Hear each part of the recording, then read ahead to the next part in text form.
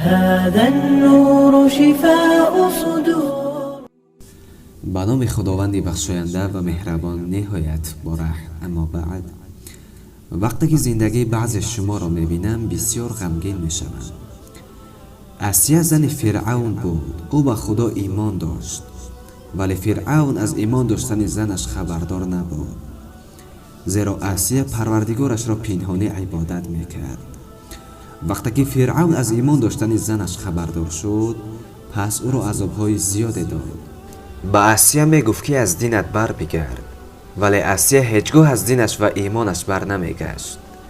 فرعون به خدمتگارانش فرمان داد که تا که آسیا را بزنند. حتی آسیا را چنان زدند که بدنش را خونسار کردند، ولی آسیا از ایمانش بر نگشت. هر وقت که فرعون از خانه بیرون میشد، آسیا باشد مال و ثروت فرعون را نگاه بین میکرد و قرض زنیش را به جا می آورد. فرعون کافر بود، ولی آسیا زن خدا ترس بود.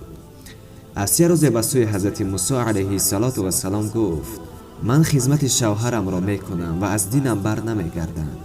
آیا پروردگار از من راضی هست؟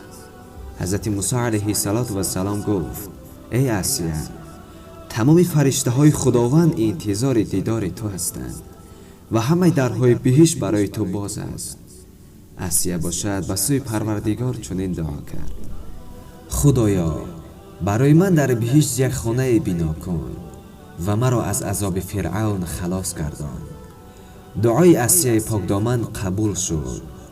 فرعون چنان آسیا را عذاب میداد که حتی او را در گرمهای صحرا میپرتافت، ولی با امر خدا فرشته ها آمده بالای سر آسیا را سایگی میکردند. این بود زندگی عبرت آموز یک زن که از خدا میترسید. اکنون خواهران عزیزم، تو باشی شوهری مسلمان داری، شرایط زندگیت خوب است، فرزند داری، پس چرا خدمت او را نکرده در حقش خیانت میکنی؟ مگر شوهر تو مثل فرعون کافر است؟ البته نه.